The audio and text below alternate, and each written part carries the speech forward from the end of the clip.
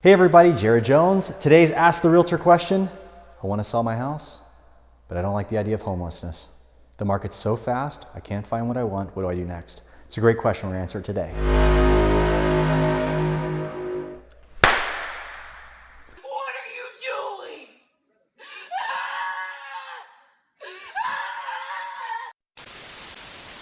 Hey everybody, today's Ask the Realtor question is a super good one.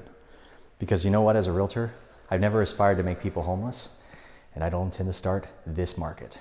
When your house hits the market, it's gone within hours. Literally. Multiple offers, stacks even, of rabid, angry buyers wanting you to move out as fast as you possibly can and willing to pay you to do it. But what do? You're as a buyer, you want to buy a different house. You love the idea of getting that bigger, smaller, that home in a different area. You want to get out of where you are now, but how do you do it safely? That's what we're going to cover today. I'm so glad you asked. Okay.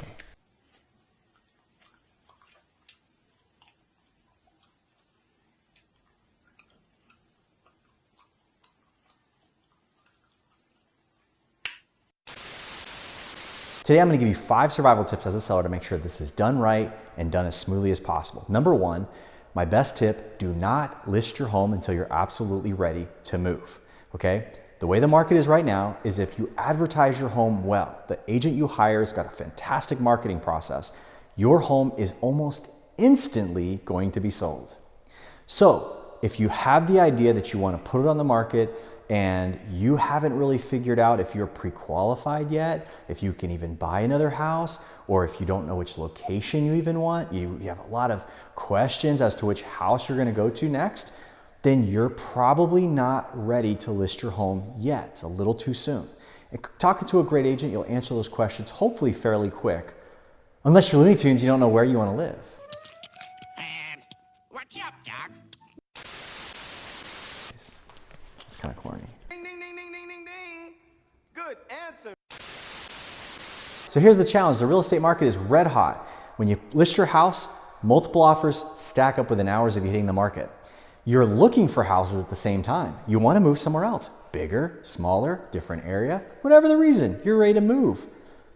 If you've started to look in the marketplace, or if you haven't, let me tell you what's going to happen next.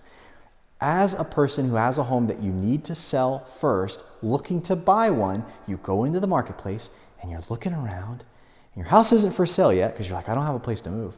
And you find a house and it's dreamy. It's the one. You love it. But you need to sell your home first and it's not on the market yet. You see it, you fall in love with it. You stack up with all the other offers. You go, agent, I want to make an offer on this house. The agent writes it up best they can. Conditional on your house selling, of course, because we read that on the internet. That's how you do it. So then you go in, you put the offer in, and the seller of that house goes, ha ha ha ha ha ha ha. What are you doing?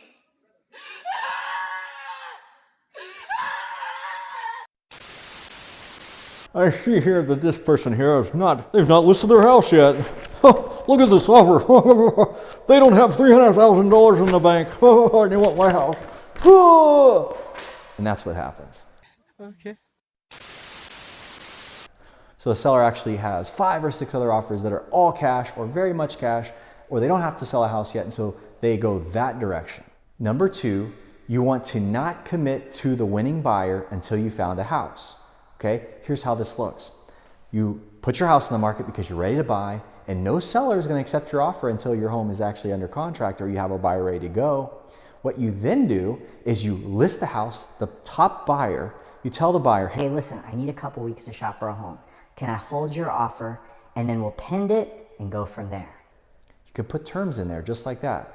So what happens is the home is held off the market, the buyer sits and waits patiently, they give you a couple weeks, we stay in conversation with them and they allow you to shop for a home because you need that buyer's contract to get your next home under contract. Number 3, very similar to number 2, you actually contract the buyer of your home to make the purchase of your home conditional on you finding the home of your choice. Okay, now this is a next layer in. The first one,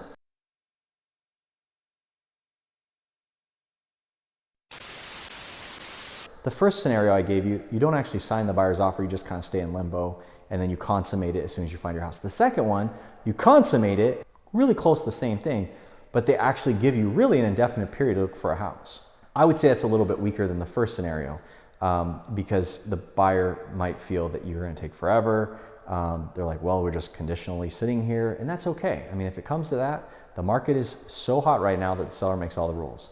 Number 4. Number 4, you get a rent back on your own home. What you do is you sell the home conditional on the owner or buyer buying your house, allowing you to fund you out, cash you out, close the house, give you your money, and then close. And what will happen then is you will then convert, you won't have a mortgage in your name if you were a mortgagor, they will then be your landlord, and then you just pay rent for 30, 60, 90 days. So that is a possibility as well. I would tell you that most buyers do not like this route because they usually want to move in. The highest paying buyer is going to be like, let's move in. And so that might be a situation where they're going to try and come in and have you move out of the house. What's the last thing? What? Well, the last thing you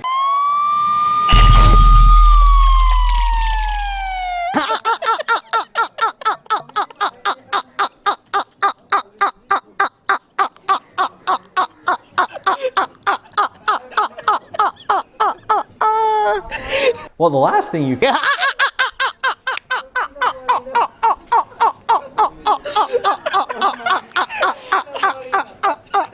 Well, the last thing you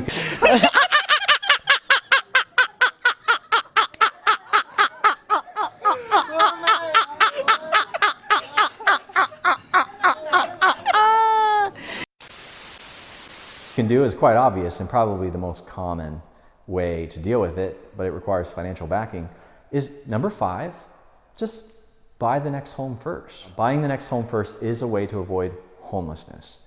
Now, many of you probably would say, well, I don't want 2 mortgages, or I don't want 2 properties with one empty assigned to me with expenses.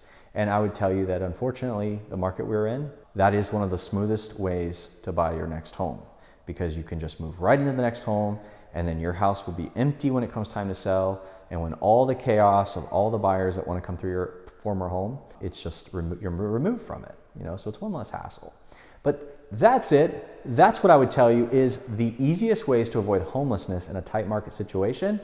I want to hear your ideas in the comments below, so let's continue the conversation. If you appreciate the video, subscribe for more of the content. Hit the bell icon so you're getting updates when I'm releasing new information, new videos. And for goodness sake, share it with somebody who needs it. Like the video as well. I appreciate your help with that. Talk to you real soon.